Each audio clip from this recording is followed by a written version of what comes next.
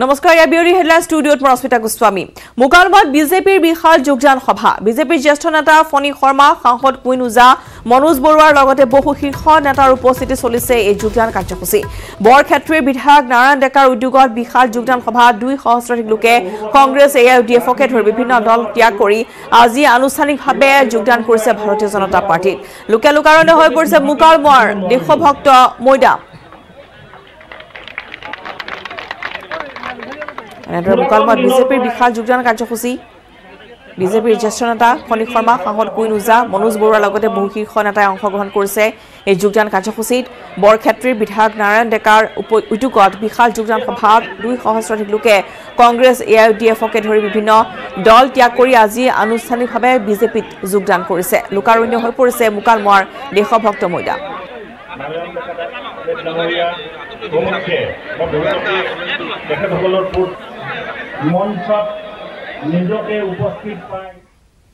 ফলে দেশৰ 5 ৰাজ্যৰ লগতে অসমতো আজিৰ পৰা আৰম্ভ হৈছে কৰোনা ভেকচিন প্ৰদানৰ প্ৰশিক্ষণ অসমৰ শোণিতপুৰ আৰু নলবাৰী জিলাত আৰম্ভ হৈছে প্ৰশিক্ষণ প্ৰদানৰ কাৰ্যসূচী অৱশ্যে প্ৰশিক্ষণৰ কাৰ্যসূচী কাইলৈ পুৱা 9 বজাৰ পৰাহে অনুষ্ঠিত হ'ব আজি কেৱল প্ৰস্তুতিহে সম্পন্ন কৰা হৈছে নিৰ্দিষ্ট চিকিৎসালয়সমূহত শোণিতপুৰ জিলাৰ তেজপুৰ চিকিৎসা মহাবিদ্যালয় হস্পিটেলৰ লগতে তেজপুৰ নগৰীয়া প্ৰাথমিক স্বাস্থ্য কেন্দ্ৰ আৰু ব্যক্তিগত খণ্ডৰ টাইমছ হস্পিটেলটো প্ৰশিক্ষণ প্ৰদানৰ প্ৰস্তুতি চলোৱা হৈছে ইয়াৰ উপৰিও ঢেকিয়াজুলিৰ দুখনকৈ চিকিৎসালয়তো আজিৰ দিনটোত প্ৰস্তুতি সম্পন্ন কৰি তোলাৰ বিপৰীতে কাইলৈ অনুষ্ঠিত হ'ব প্ৰশিক্ষণ দেশৰ 5 ৰাজ্যৰ লগতে অসমতো কৰোনা ভেকচিন প্ৰদানৰ প্ৰশিক্ষণ আজিৰ পৰা আৰম্ভ হোৱা পৰিলক্ষিত হৈছে অসমৰ শোণিতপুৰ আৰু নলবাৰী জিলাত আৰম্ভ হৈছে প্ৰশিক্ষণ প্ৰদানৰ কাৰ্যসূচী আগৰ তেজপুৰৰ পৰা হেমন্ত নাথৰ ৰিপৰ্ট অসমতো আজিৰ পৰা কৰোনাৰ যি ভেকচিন সেই ভেকচিনৰ প্ৰশিক্ষণ আৰম্ভ হৈছে আৰু মই বৰ্তমান উপস্থিত আছোঁ তেজপুৰৰ এটা স্বাস্থ্য কেন্দ্ৰত আৰু উল্লেখ কৰিব লাগিব অসমৰ নলবাৰী আৰু শোণিতপুৰ জিলাত আজিৰ পৰা দুদিনীয়াকৈ এই ভেকচিন যি প্ৰশিক্ষণৰ কাৰ্যসূচী সেয়া অনুষ্ঠিত হ'ব শোণিতপুৰ জিলাৰ তেজপুৰ জাহাজঘাট স্থিত যিটো আৰবান হেল্থ চেণ্টাৰ ইয়াৰ লগতে তেজপুৰ চিকিৎসা মহাবিদ্যালয় আৰু ব্যক্তিগত খণ্ডৰ টাইমছ হস্পিটেল এই তিনিখনৰ উপৰিও ঢেকিয়াজুলিৰ দুখনকৈ চিকিৎসালয়তো এই ভেকচিন প্ৰদানৰ প্ৰশিক্ষণ কাৰ্যসূচী অনুষ্ঠিত হ'ব আৰু আজি প্ৰথম দিনা কেনেকৈ বা কিদৰে এই ভেকচিন প্ৰশিক্ষণ প্ৰদান কৰা হ'ব তাক লৈ প্ৰস্তুতি সম্পূৰ্ণ কৰি তুলিছে মই দেখুৱাইছোঁ এই পৰিৱেশ তেজপুৰ জাহাজঘাটস্থিত যি আৰবান হেল্থ ক্লিনিক তাৰ পৰা আৰু আমাৰ লগত এই মুহূৰ্তত চিকিৎসক আছে মই তেওঁৰ পৰা পুনতে জানিব বিচাৰিম আজিৰ পৰা দুদিনীয়াকৈ হ'ব আজি প্ৰস্তুতি সম্পূৰ্ণ কৰিছে হয় আজি আমি তেজপুৰ নগৰীয়া স্বাস্থ্য কেন্দ্ৰত কোভিড-19 ভেকচিন যদি আহিলে আমি কেনেকৈ মানে প্ৰিপাৰেশ্যন কৰিব পাৰিম কেনেকৈ আমাক আৰ্বান পপুলেশ্যন দিব পাৰিম তাৰ কাৰণে আমি এজ এ মক ড্ৰিল আজি প্ৰিপাৰেশ্যন ডে ধৰি কিনে আজি আৰু কাইলৈ ডেমো ডে সেইকাৰণে আমি আজি আৰু কাইলৈ থৈছোঁ ইয়াত চিকিৎসক বা অন্যান্য নাৰ্ছকে ধৰি যিসকল চিকিৎসাকৰ্মী কিমান প্ৰয়োজন হ'ব হয় আমি 25 জন ধৰিছোঁ 25 জন মানে কাইলৈ কাৰণে ডেমো হিচাপত আমাৰ নিজৰ ফ্ৰণ্টলাইন ৱৰ্কাৰ যিকেইটা আছে যিগৰাকী আছে চবক মানে কাইলৈ ডেমোৰ কাৰণে আমি মানে চব কোভিড-19 ভেকচিন কেনেকৈ দিব পাৰিম মানে সেইকাৰণে মানে প্ৰিপাৰেশ্যন আৰু ডেমোৰ কাৰণে থৈছোঁ এইকেইটা জানিব বিচাৰিম ভেকচিনসমূহ এনেই আহিছে নেকি অহাটো নাই ভেকচিন অহাটো নাই কিন্তু যদি অহা চান্স আছে মানে এই জানুৱাৰী লাষ্ট উইক নহ'লে এনেকৈ ফেব্ৰুৱাৰী টাইমত আহিব বুলি কৈছে তাৰ কাৰণে আমি আগৰ পৰা মানে প্ৰিপেয়াৰ থাকিব লাগে সেইকাৰণে মানে আমি সব ৰেডি কৰি থৈছোঁ আহিলে কেনেকৈ দিব পাৰিম ইয়াত যেহেতু আপুনি উল্লেখ কৰিছে যে 25 গৰাকী চিকিৎসক বা চিকিৎসাকৰ্মীয়ে জড়িত হ'ব যিটো শোণিতপুৰত 5টা স্থান প্ৰতিটোতে তেনেধৰণৰ সংখ্যা থাকিব নেকি এইটো এতিয়া আমাৰ মক ড্ৰিলৰ কাৰণে আমি 25 জন ধৰিছোঁ চবৰ জাগাত এনেকৈ থাকিব 25 জন মানে নিজৰ কেপাচিটি চাই থাকিব তাৰ হিচাপত সিহঁতে মানে বেলেগ বেলেগ হস্পিটেলৰ বিভিন্ন হিচাপত সিহঁতৰ মানে মানুহ থাকে এনেকৈ দিব সিহঁতৰ হিচাপত হয় নিশ্চয়কৈ চিকিৎসকে উল্লেখ কৰিছে যে এনেধৰণৰ 20 পৰা 25ৰ ভিতৰত চিকিৎসক আৰু চিকিৎসাকৰ্মী থাকিব আৰু তেওঁলোকে এইটো মক ড্ৰিল হিচাপে লৈছে যিহেতু নতুন বছৰত সম্ভাৱনা আছে ভেকচিন অহাৰ গতিকে তাৰ প্ৰাক মুহূৰ্তত এনেদৰে স্বাস্থ্য বিভাগ তৎপৰ হৈ পৰিছে আৰু উল্লেখ কৰিব লাগিব দেশৰ 5 ৰাজ্যৰ ভিতৰত অসমত আজিৰে পৰা দুদিনীয়াকৈ এনেদৰে প্ৰশিক্ষণৰ কাৰ্যসূচী হাতত লৈছে আৰু প্ৰথম দিনা এই মুহূৰ্তত এইসকল চিকিৎসাকৰ্মীয়ে তেওঁলোক নিজকে সাজু কৰি তুলিছে। ফলে গোলাঘাটত কৰোনাৰ দ্বিতীয় সংস্কৰণৰ আতংক পুনৰ কোভিডৰ আতংকত আতংকিত হৈ পৰিছে গোলাঘাটবাসী। কৰোনাত আক্ৰান্ত ব্ৰিটেনৰ পৰা অহা দম্পতি লণ্ডনৰ পৰা গোলাঘাটৰ পিতৃ গৃহলৈ অহা জনৈক আগৰৱালা উপাধিৰ দম্পতিৰ দেহত ধৰা পৰিছে কোভিড-19 ভাইৰাছ। লণ্ডনৰ পৰা কৰোনাৰ নতুন ট্ৰেইন আৰম্ভ হোৱাৰ সময়ছোৱাতে লণ্ডনৰ পৰা গোলাঘাটৰ গৃহলৈ অহা এহাল দম্পতিৰ দেহত কোভিডৰ ভাইৰাছ ধৰা পৰাত স্বাভাৱিকতে এতিয়া জিলা প্ৰশাসন তথা জিলা স্বাস্থ্য বিভাগ উদ্বিগ্ন হৈ পৰিছে। গোলাঘাটৰ ৰাজ্যৰ ভিতৰতে কৰোনা মহামাৰীয়ে ভয়াৱহ ৰূপ ধাৰণ কৰাৰ পিছত যোৱা কেইদিনমানৰ পূৰ্বে কৰোনা শূন্য হৈছিল গোলাঘাট জিলা। আগৰৱালা দম্পতিৰ কৰোনা ধৰা পৰাৰ পিছত কালি নিশাই উন্নত চিকিৎসাৰ বাবে JMCHলৈ প্ৰেৰণ কৰা হৈছে। গোলাঘাট জিলালৈ লণ্ডনৰ পৰা অহা দুজন ব্যক্তি আছিলে। তেখেতসকলক আমি আহিছে বুলি কোৱাৰ লগে লগে আমি আমাৰ নিৰীক্ষণত ৰাখোঁ। 13 তাৰিখে দিল্লীত নামোতে তাতে ৰেড নিগেটিভ বুলি আমি গম পাওঁ। পাছত যেতিয়া পুনৰ আমালৈ নিৰ্দেশনা আহিল যে এইটো এটা বেলেগ ষ্ট্ৰেইন হ'ব পাৰে এনেকুৱা ধৰণৰ কথা আহিলে আকৌ টেষ্ট কৰিব লাগে। আমি নিৰীক্ষণত থকাৰ মাজতেই 26 তাৰিখে ৰেড কৰিলোঁ। ৰেড কৰোঁতে নিগেটিভ আহিল আৰু সেইদিনে আমি RT-PCR কাৰণে পঠাই দিলোঁ। এতিয়া RT-PCR পজিটিভ আহিল। অহাৰ লগে লগে 27 তাৰিখে যেতিয়া পজিটিভ আহিলে আমি যোৰহাটলৈ পঠাই দিলোঁ।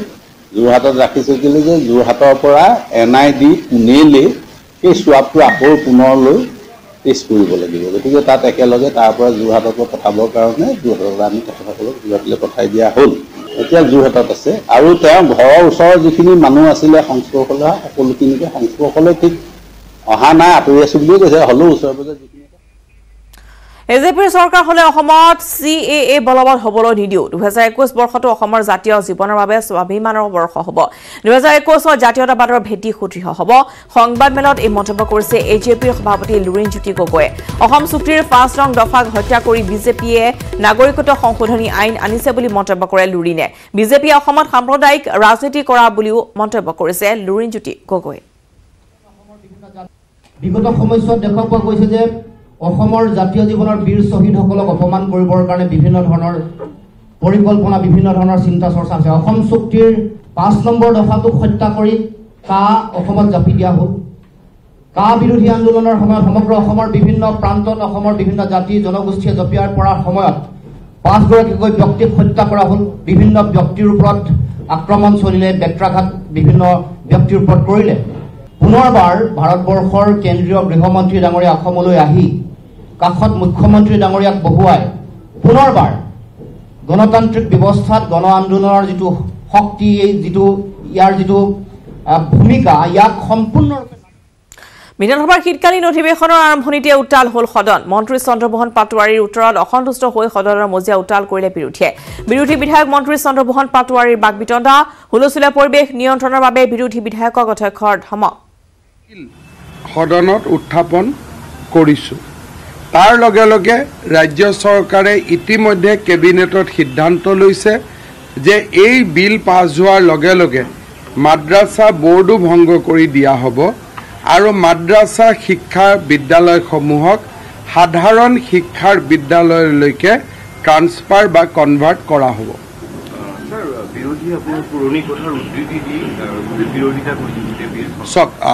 বিৰোধীৰ কথা বতৰা উত্তৰ মই সদনতে দিছোঁ। আমি কোনো ধৰ্মৰ শিক্ষা বা দৰ্শনৰ আমি বিৰোধিতা কৰা নাই, কিন্তু চৰকাৰ পক্ষপাতমূলক হ'ব নোৱাৰে। চৰকাৰে যদি ইছলামিক ৰিলিজিয়নৰ ওপৰত শিক্ষা দিয়ে ৰাইজৰ ধনৰ ব্যয় কৰি, তেতিয়াহ'লে চৰকাৰে হিন্দু ৰিলিজিয়ন, জৈন, বুদ্ধিষ্ট, শিখ, বিভিন্ন জনজাতীয় ধৰ্ম বা বাইবেলৰ ওপৰতো শিক্ষা দিয়াৰ বাবে তেওঁলোক দায়বদ্ধ। আৰু তেনেকুৱা এটা পৰ্যায়লৈকে যদি আমি অসমখনত লৈ যাওঁ, তেতিয়াহ'লে বিদ্যালয়সমূহত অংক বিজ্ঞানৰ পৰিৱৰ্তে আমি বিভিন্ন ধৰ্মগ্ৰন্থৰ শিক্ষাই দি থাকিব লাগিব। গতিকে ৰাজ্যখনৰ ভৱিষ্যতৰ স্বাৰ্থত আমি এই সিদ্ধান্ত গ্ৰহণ কৰিছোঁ। বিৰোধিতা কৰাৰ অধিকাৰ বিৰোধীৰ আছে। মোৰ বক্তব্যৰ উদ্ধৃতি দিয়ে হওক, আন বক্তব্যৰ উদ্ধৃতি দিয়ে হওক, বিৰোধীয়ে এই বিলক বিৰোধিতা কৰাৰ অধিকাৰ তেওঁলোকৰ আছে, কিন্তু চৰকাৰী পক্ষ এই ক্ষেত্ৰত দৃঢ়। অসম চৰকাৰে এই বিলখন সদনৰ মজিয়াত গৃহীত কৰোৱাৰ বাবে সৰ্বাতোপকাৰে প্ৰতিশ্ৰুতিবদ্ধ হৈ থাকিব।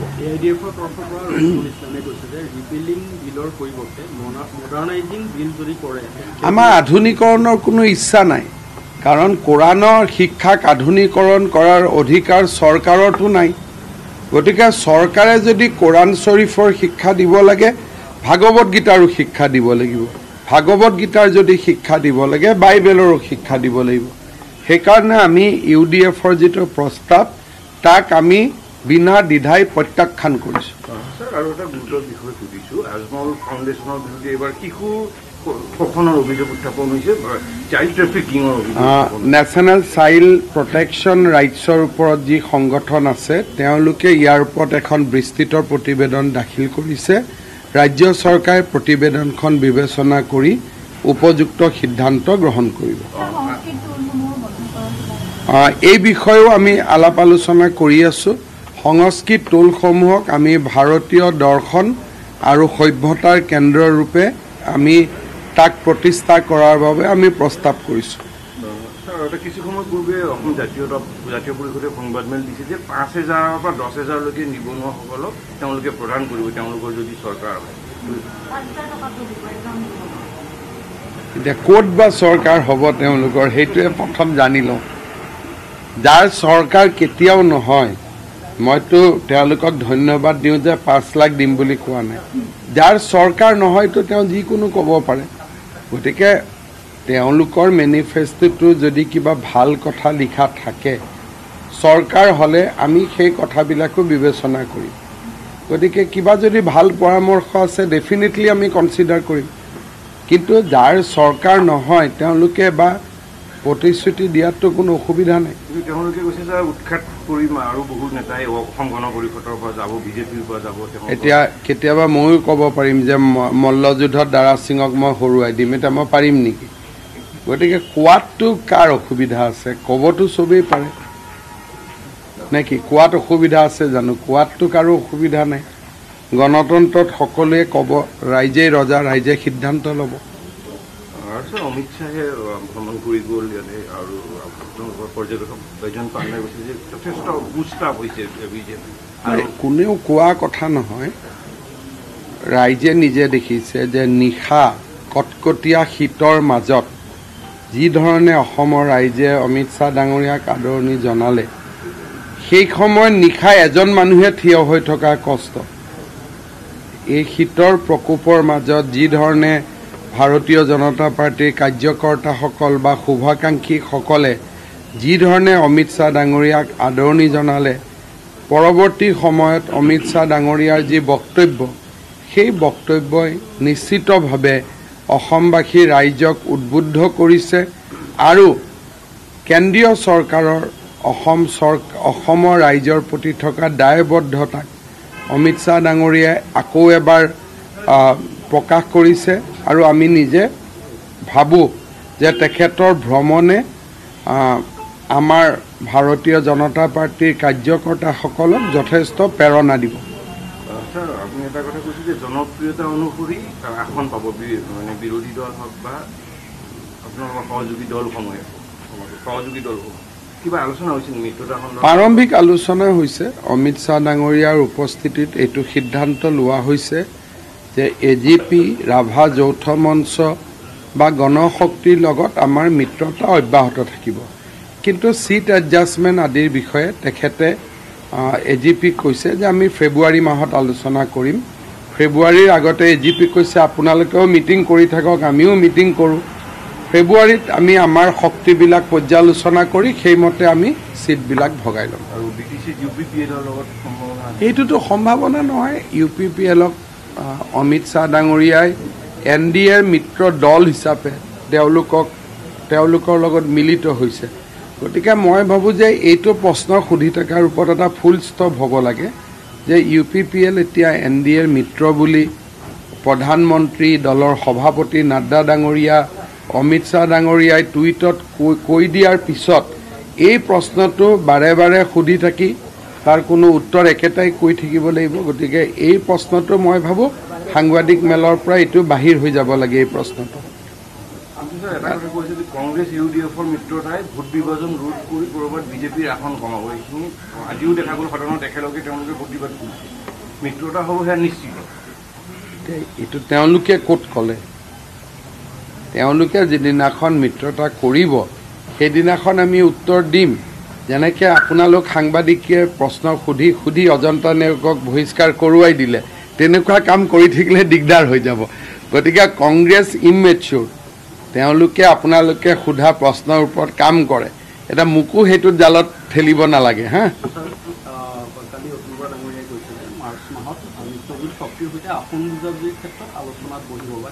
মাৰ্চ কোৱা নাই ফেব্ৰুৱাৰী মাহতে বহিব লাগিব মাৰ্চতো ইলেকশ্যন কেম্পেইন আৰম্ভ হৈ যাব মাৰ্চৰ 10 তাৰিখ 12 তাৰিখৰ ভিতৰত আগৰ উদাহৰণ হিচাপে নমিনেশ্যনে হৈ যাব গতিকে সমাগত ইংৰাজী নৱবৰ্ষ বহু ঘাট প্ৰতিঘাতৰ মাজেৰে পাৰ কৰা পুৰণি বছৰটোক বিদায় দি নতুন বছৰটিক আদৰিবলৈ সাজু হৈছে সকলোৱে সেয়েহে ৰাজ্যৰ প্ৰান্তে প্ৰান্তে এতিয়া ভিৰ বাঢ়িছে বনভোজ প্ৰেমীৰ জাগিৰোডৰ স্বপ্না মজিকা পাৰ্কতো দেখা গৈছে পৰিৱেশ প্ৰাকৃতিক মনোমোহা পৰিৱেশৰ মাজত সময় অতিবাহিত কৰি ৰাজ্যৰ বিভিন্ন প্ৰান্তৰ বনভোজ প্ৰেমীয়ে কামনা কৰিছে দুৰ্যোগমুক্ত এটা নতুন বছৰৰ যিটো বছৰে সকলোৰে বাবে কঢ়িয়াই আনক সুখ সমৃদ্ধি আৰু অনাবিল আনন্দ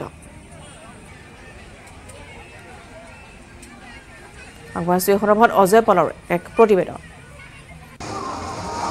হয় সমাগত ইংৰাজী নৱবৰ্ষ আৰু নৱবৰ্ষৰ প্ৰাকখনত দেখা গৈছে ৰাজ্যৰ বিভিন্ন যি বনভোজস্থলীসমূহ আছে সেই বনভোজস্থলীসমূহত বনভোজ প্ৰেমীৰ ভিৰ কৰা পৰিলক্ষিত হৈছে মই বৰ্তমান উপস্থিত আছোঁ জাগিৰোডৰ স্বপ্নাডং নিজৰা পাৰ্কত আৰু ইয়াতো দেখা গৈছে বিভিন্ন প্ৰান্তৰ যিসমূহ বনভোজ প্ৰেমী আছে সেই বনভোজ প্ৰেমীসকলে ইয়াত আহি ভিৰ কৰিছে আৰু এই পুৰণি যি বৰ্ষ সেই বৰ্ষক বিদায় দি নতুন বৰ্ষক আদৰিবলৈ তেওঁলোকে সাজু হৈছে আৰু এনেধৰণে দেখা গৈছে ৰাজ্যৰ বিভিন্ন প্ৰান্তৰ যিসমূহ লোক তেওঁলোকে আহি জাগিৰোডৰ এই স্বপ্নাডং নিজৰা পাৰ্কত আহি ভিৰ কৰাৰ পৰিলক্ষিত হৈছে আৰু এনেধৰণে তেওঁলোকে পুৰণি বছৰটোক বিদায় দি নতুনক আদৰিবলৈ তেওঁলোকে ব্যৱস্থা কৰিছে এগৰাকী ব্যক্তি আছে এগৰাকী মহিলা আছে আমি তেখেতৰ পৰা কিছু কথা জানিব বিচাৰিম বাইদেউ ক'ৰ পৰা আহিছে আপোনালোকে দেওশালৰ চপাই ইয়াতে কেনেকুৱা লাগিছে ইয়াত আহি ভাল লাগিছে নতুন বছৰ আহি আছে নতুন বছৰটো কেনেকুৱা হোৱা বিচাৰে খুব ভাল হোৱাটো বিচাৰোঁ সকলোৰে ভাল হওক বেমাৰ আজাৰ নোহোৱা আপুনি ক'ৰ পৰা আহিছে আমি বাইদেউ চালিব আহিছোঁ কেনেকুৱা লাগিছে ইয়াত আহি এতিয়া মই একদম মস্তি ফেমিলি পিকনিকৰ পৰা মজা প্লেচ আৰু ধুনীয়া আৰু ইয়াৰ পৰা ধুনীয়া প্লেচ নালাগে আৰু ফেমিলি কেনেকুৱা হোৱা বিচাৰে নতুন বছৰটো কেনেকুৱা হোৱাটো বিচাৰে চবৰে ভাল হওক চবৰে যিটো 2020ৰ যিটো অৱস্থা আছিল তাতকৈ অধিক ভাল হওক তাৰে আশা কৰিম আজি এই পিকনিক